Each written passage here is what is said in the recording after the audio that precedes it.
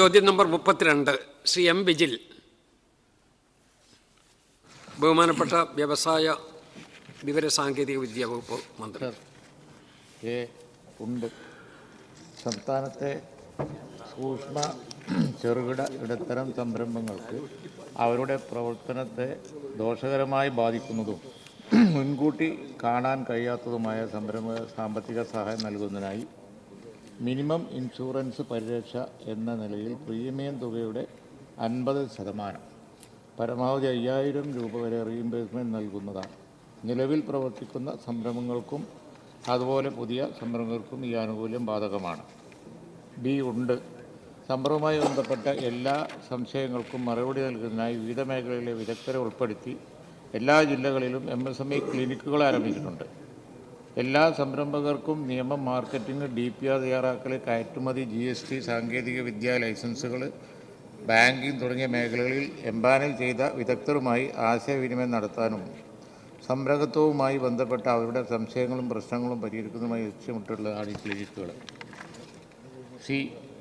ഈ സേവനം ഉണ്ട്. കേരളത്തിലെ MSMEകളിൽ നിന്നും തിരഞ്ഞെടുത്ത 1000 സംരംഭങ്ങളെ 4 വർഷത്തിനുള്ളിൽ ശരാശരി 100 കോടി രൂപ വിറ്റുവരവുള്ള ബിസിനസ്സുകളായി ഉയർത്തുക എന്ന ലക്ഷ്യത്തോടെ നടപ്പാക്കി വരുന്ന സ്കെയിൽ അപ്പ് മിഷൻ പദ്ധതിയിലേക്ക് 534 സംരംഭങ്ങളെ ഇതുവരെ തിരഞ്ഞെടുത്തിട്ടുണ്ട്. തിരഞ്ഞെടുത്ത സംരംഭങ്ങളിൽ നിന്നും ആനുകൂല്യത്തിനായി അപേക്ഷകൾ സ്വീകരിച്ചു വരുന്നു. Shri M vigil. കേരളത്തിൽ യുവാക്കൾക്ക് സംസ്ഥാനത്തിനകത്ത് തന്നെ തൊഴിൽ ചെയ്യാനാകുന്ന വിധത്തിൽ സംവിധാനങ്ങൾ ശക്തിപ്പെടുത്തുന്നതിൽ MSME ഉൾപ്പെടെയുള്ള വ്യവസായ സംരംഭങ്ങൾക്ക് വലിയ പങ്ക് വഹിക്കാനാകും. സർ, രണ്ടാം പിണറായി സർക്കാരിൻ്റെ കാലത്ത് മാത്രം 4,32,649 MSMEകളാണ് സംരംഭക വർഷം പദ്ധതി വഴി നടപ്പിലാക്കിയത്.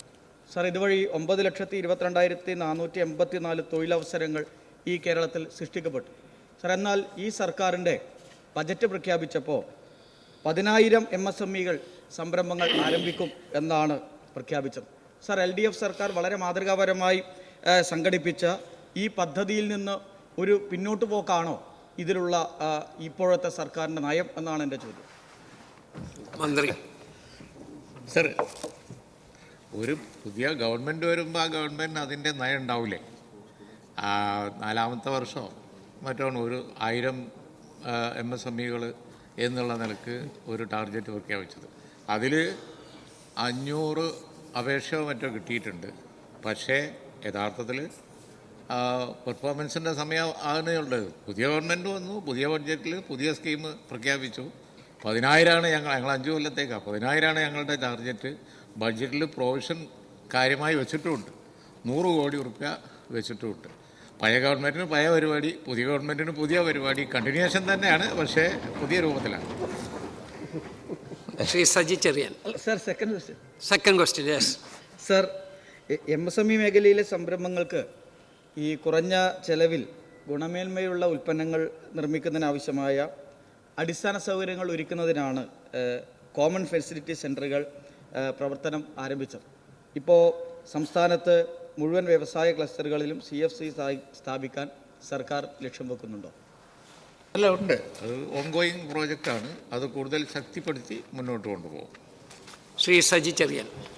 സർ, കഴിഞ്ഞ ഗവൺമെൻറ് കാലത്ത് ഈ സ്വകാര്യ വ്യവസായ പാർക്കുകൾ, ചെറുകിട പാർക്കുകൾ ആരംഭിക്കുന്നതിന് തീരുമാനിച്ചിരുന്നു. ഇപ്പോൾ അതിൻ്റെ സ്ഥിതി എന്താണ് അങ്ങയുടെ ഗവൺമെൻറ് നയം? ബഹുമാനപ്പെട്ട മന്ത്രി. അല്ല, സ്വകാര്യ ഗവൺമെൻറ് പാർക്കുകൾ, അതായത് സ്ഥലമുള്ളവർക്ക് അത് പാർക്കാക്കി മാറ്റാനുള്ള ഒരു സ്കീം കഴിഞ്ഞ ഗവൺമെൻറ് കാലത്തുണ്ടായിരുന്നു. ഒരു അസംബ്ലിയിൽ ഞങ്ങളൊക്കെ ചോദിച്ചാണ്. ഒരു സ്ഥലമുണ്ട്, ആ സ്ഥലത്തേക്ക് അടിസ്ഥാന സൗകര്യങ്ങൾ, റോഡ്, വെള്ളം, ബാക്കിയുള്ളവ കൊടുത്താൽ അത് ഇൻഡസ്ട്രിയൽ എസ്റ്റേറ്റ് ആക്കാൻ കഴിയുമെങ്കിൽ സ്ഥല ഉടമക്ക് കൂടി പങ്കുള്ള സ്വകാര്യ പാർക്കുകൾ. അതിനകത്ത് കഴിഞ്ഞ ഗവൺമെൻറ് കാലത്ത് പ്രാരംഭ നടപടികളെടുത്തു. കുറച്ച് അപേക്ഷകളൊക്കെ കിട്ടിയിട്ട് അത് കൂടുതൽ ശക്തമായി മുന്നോട്ട് കൊണ്ടുപോകുന്ന നയമാണ് പുതിയ ഗവൺമെൻറ്റിനുള്ളത്. Shri Xavier Chittilappally. Sir, idea മതി 5 ലക്ഷം രൂപയുടെ പലിശരഹിത വായ്പ അതൊരു ഗ്യാരണ്ടി ആയിരുന്നു. സംസ്ഥാനത്തെ ചെറുകിട ഇടത്തരം സംരംഭകർക്ക് കുറഞ്ഞ പലിശ നിരക്കിൽ ഈടില്ലാതെ വായ്പ നൽകാൻ എന്ത് പുതിയ പദ്ധതിയാണ് സർക്കാർ ആവിഷ്കരിച്ചിട്ടുള്ളത് എന്ന് വ്യക്തമാക്കാമോ? സർ, നല്ല ഐഡിയ ഉണ്ട് എങ്കിൽ ഫീസിബിളാണ് എന്നുണ്ടെങ്കിൽ ആ സംരംഭം യാഥാർത്ഥ്യമാക്കാൻ വേണ്ടി ഒരുപാട് പദ്ധതികളുണ്ട്. അത് വരുന്ന ഐഡിയ എന്തിലാണ് എന്നുള്ളതാണ് പ്രശ്നം. കേന്ദ്ര ഗവൺമെൻറ്റിൻ്റെ പദ്ധതികളുണ്ട്, കേരള ഗവൺമെൻറ്റിൻ്റെ പദ്ധതികളുണ്ട്, വെഞ്ചർ ക്യാപിറ്റലുണ്ട്, അതുപോലെ തന്നെ പല പദ്ധതികളുമുണ്ട്. അപ്പോൾ ഇപ്പോൾ നൂതന ടെക്നോളജിയിലൊക്കെയാണ് എന്നുണ്ടെങ്കിൽ അതിന് സഹായം കിട്ടുന്ന പല കാര്യങ്ങളുമുണ്ട്. അപ്പോൾ ഐഡിയ ആണ് പ്രധാനം എന്ന് പറയുന്നത് അതുകൊണ്ടാണ്. ഐഡിയ ഉണ്ടോ അവിടെ ഡെവലപ്പ് ചെയ്യാൻ ഇന്ന് ആളുമുണ്ട്, സഹായമുണ്ട്, സപ്പോർട്ട് ചെയ്യാൻ വേണ്ടി ഇൻഡസ്ട്രി ഉണ്ട്, ഗവൺമെൻറ് ഉണ്ട്, കേന്ദ്ര ഗവൺമെൻറ്, കേരള ഗവൺമെൻറ്, വലിയ ഇൻഡസ്ട്രികളൊക്കെ വരും. പക്ഷേ ഐഡിയ അതിനനുസരിച്ച് നന്നാവണം എന്ന് മാത്രം. ശ്രീ കാരായി രാജൻ. സർ, MSME മേഖലയിലെ തൊഴിലാളികൾ നിരവധിയായ തൊഴിൽ സുരക്ഷാ പ്രശ്നങ്ങൾ അഭിമുഖീകരിക്കുന്നുണ്ട്. അവരുടെ സാമ്പത്തിക സുരക്ഷിതത്വം ഉൾപ്പെടെ നടപ്പിലാക്കാൻ വേണ്ടി ഇൻഷുറൻസ് ഉൾപ്പെടെയുള്ള പദ്ധതി എത്രത്തോളം ശക്തമായി തുടരാൻ ഈ ഗവൺമെൻറ് ഉദ്ദേശിക്കുന്നുണ്ട്? അതാണ് മെയിൻ ക്വസ്റ്റ്യനിൽ പറഞ്ഞത്. ഒരു ഇൻഷുറൻസ് ചെറുകിട വ്യവസായങ്ങൾക്ക് MSMEകൾക്ക് ഒരു ഇൻഷുറൻസ് പദ്ധതി നടപ്പിലാക്കിയിട്ടുണ്ട്. അതിനകത്ത് തൊഴിലാളികളുടെ പ്രീമിയം അടക്കാനുള്ള ഒരു സഹായം 5000 രൂപ മാക്സിമം എന്ന ലിമിറ്റിൽ ഗവൺമെൻറ് സഹായിക്കും. അതാണ് ആ പദ്ധതി. ശ്രീ നജീബ് കാന്തപുരം.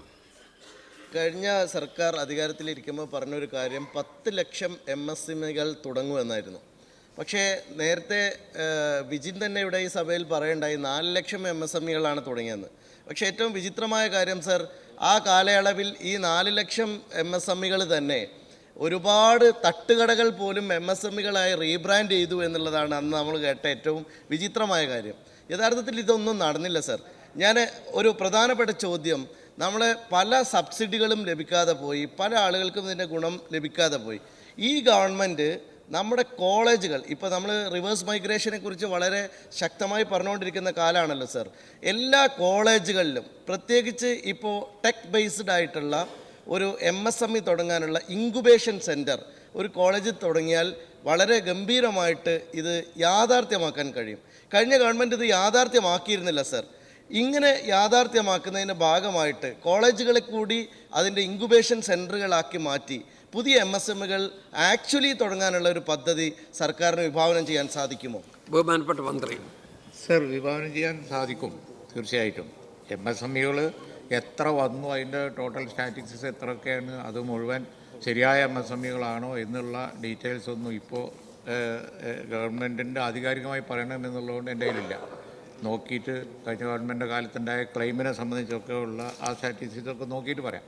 പക്ഷേ ഈ കോളേജുകളിൽ പ്രാക്ടിക്കലായിട്ടുള്ള വിദ്യാഭ്യാസം കൂടി കൊടുക്കുക, അതായത് ക്യാമ്പസ് ഇൻഡസ്ട്രി ഒരു ബന്ധം സ്ഥാപിക്കുക എന്നുള്ളത് എന്നും എല്ലാ ഗവൺമെൻറ്റുകളും പറഞ്ഞത് തന്നെയാണ്. പക്ഷേ പ്രയോഗവൽക്കരിക്കുന്ന കാര്യത്തിൽ കേരളത്തിൽ വളരെ ലിമിറ്റേഷൻസ് ഉണ്ടായിരുന്നു. പക്ഷേ ഈ പുതിയ ഗവൺമെൻറ് വന്നതിന് ശേഷം ഹയർ എഡ്യൂക്കേഷൻ മിനിസ്റ്റർ ഇപ്പോൾ ഞാനും കൂടി ഒരുമിച്ച് ഇത് സംബന്ധിച്ച് ഒരു ഡിസ്കഷൻ ഞങ്ങൾ നടത്തിയിട്ടുണ്ട്.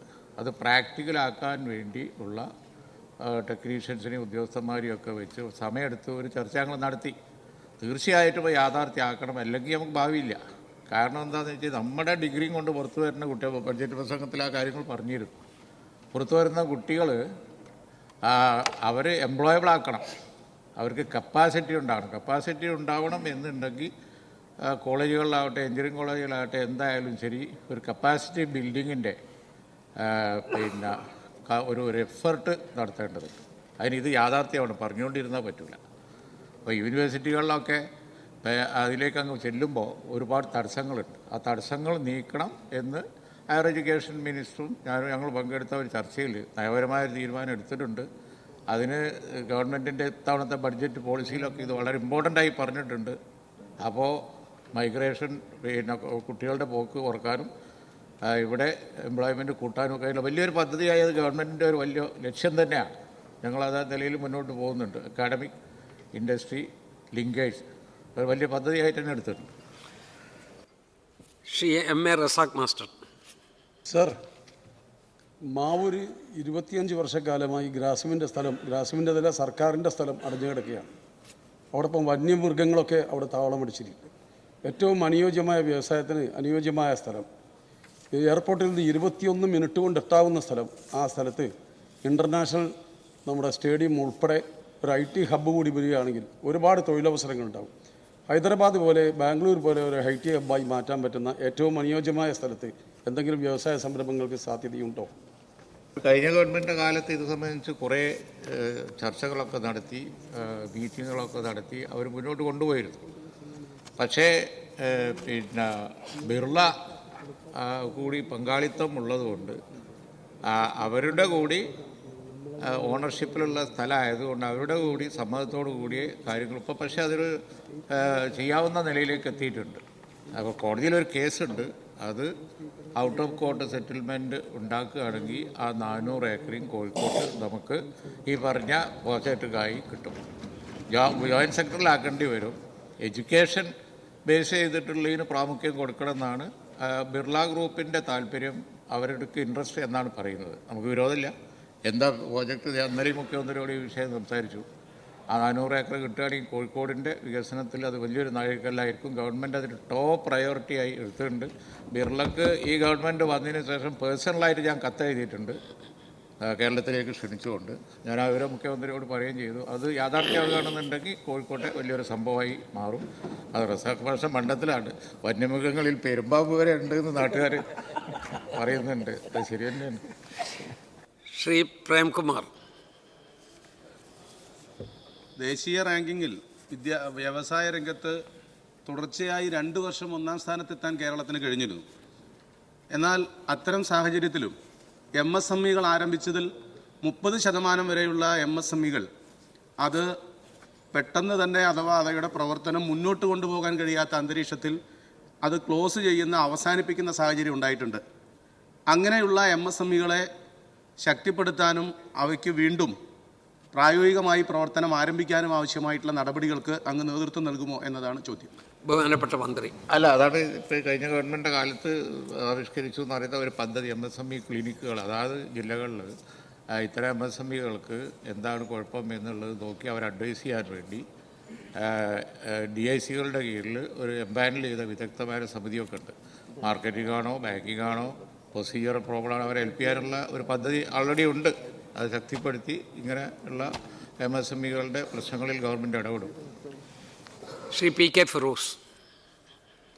സർ, കഴിഞ്ഞ സർക്കാരിൻ്റെ കാലത്ത് കേരളത്തിലെ എല്ലാ പത്രമാധ്യമങ്ങളിലെയും 1-ാമത്തെ പേജിൽ ഒരു പരസ്യം കൊടുത്തിരുന്നു, 1 വർഷം 1 ലക്ഷം വ്യവസായ സംരംഭങ്ങളെന്ന്. ഞാനന്ന് ബഹുമാനപ്പെട്ട വ്യവസായ മന്ത്രി, അന്നത്തെ വ്യവസായ മന്ത്രിക്ക് വിവരാവകാശപ്രകാരം ഒരു അപേക്ഷ സമർപ്പിച്ച് ഏതൊക്കെയാണ് വ്യവസായ സംരംഭങ്ങളെന്ന് ചോദിച്ചപ്പോൾ ഒരു മറുപടിയും ലഭിച്ചില്ല. അവസാനം പഞ്ചായത്തുകളെ നേരിട്ട് സമീപിച്ചപ്പോൾ അവർ തന്ന ലിസ്റ്റ് പരിശോധിച്ചപ്പോൾ എത്രയോ വർഷങ്ങളായി കേരളത്തിൽ പ്രവർത്തിക്കുന്ന സ്ഥാപനങ്ങളുടെ പേരാണ് അതിൽ കണ്ടത്. സർ, എൻ്റെ ചോദ്യം, എൻ്റെ നിയോജകമണ്ഡലത്തിൽ കഴിഞ്ഞ 10 കൊല്ലമായി തുറന്ന് പ്രവർത്തിക്കാതെ അങ്ങ് വ്യവസായ മന്ത്രിയായപ്പോൾ ഉദ്ഘാടനം ചെയ്ത ഒരു ഇൻഡസ്ട്രിയൽ എസ്റ്റേറ്റ് ഉണ്ട്. കഴിഞ്ഞ 10 കൊല്ലമായി 1 രൂപ പോലും അതിന് അനുവദിക്കാത്തത് കൊണ്ട് അത് കാട് പിടിച്ച് കിടക്കുകയാണ് സർ. അപ്പോൾ നാട്ടുകാർ പറയുന്നത് ഒന്നുകിൽ അതൊരു ഫോറസ്റ്റായി ഡിക്ലെയർ ചെയ്തെന്നാണ്. ബഹുമാനപ്പെട്ട മന്ത്രിയോട് ചോദിക്കാനുള്ളത്, അങ്ങ് ആരംഭിച്ച ആ വ്യവസായ പാർക്ക് വീണ്ടും ഒരു ജീവൻ കൊടുക്കാൻ, അതിലേക്ക് അടിസ്ഥാന സൗകര്യങ്ങൾ ഏർപ്പെടുത്തി അത് തുറന്ന് പ്രവർത്തിപ്പിക്കാൻ ആവശ്യമായ നടപടികൾ സ്വീകരിക്കുമോ എന്നാണ് എനിക്ക് ചോദിക്കാനുള്ളത്. കട്ടിപ്പാറ പഞ്ചായത്തിലാണ്. ബഹുമാനപ്പെട്ട മന്ത്രി. സർ, ഇപ്പോൾ കൊടുവള്ളിയിലുള്ള വ്യവസായ പാർക്കിൻ്റെ കാര്യം മെമ്പർ ഇതിനിടയ്ക്ക് തന്നെ ശ്രദ്ധയിൽപ്പെടുത്തിയിരുന്നു. ഞാൻ കോഴിക്കോട് വന്നപ്പോൾ പ്രത്യേകിച്ച് അത് സംബന്ധിച്ച് ഒരു ചർച്ചയും ഉണ്ടായിരുന്നു. വ്യവസായ പാർക്കുകൾ ഇപ്പോൾ വലിയ പ്രയോറിറ്റിയാണ്. കാരണം സ്ഥലം അല്ലെങ്കിൽ തന്നെ ഇല്ല. എവിടെയൊക്കെ വ്യവസായ പാർക്ക് ഐഡലായിട്ട് കിടക്കുന്നുണ്ടോ, പല മെമ്പർമാരും ഇപ്പോൾ ശ്രദ്ധപ്പെടുത്തിക്കൊണ്ടിരിക്കുന്നുണ്ട്, ഐഡലായിട്ട് കിടക്കുന്നുണ്ടോ, അതൊക്കെ ഏതെങ്കിലും ഒരു വിധത്തിൽ ജീവൻ വെപ്പിക്കുക എന്നുള്ളത് നമ്മുടെ പ്രയോറിറ്റിയാണ്. തീർച്ചയായും കൊടുവള്ളിയിലെ പാർക്ക് സന്ദർശിച്ച് അത് എന്താണ് അവിടെ ചെയ്യാൻ പറ്റുക, എന്താണ് അതിൻ്റെ കുഴപ്പം എന്നുള്ളത് നോക്കാൻ ഗവൺമെൻറ് ആവും. ശ്രീ സനീഷ് കുമാർ ജോസഫ്. കൊച്ചി കോയമ്പത്തൂർ വ്യാവസായിക ഇടനാഴി വർഷങ്ങൾക്ക് മുമ്പ് ബഡ്ജറ്റിൽ പ്രഖ്യാപിച്ചതാണ്.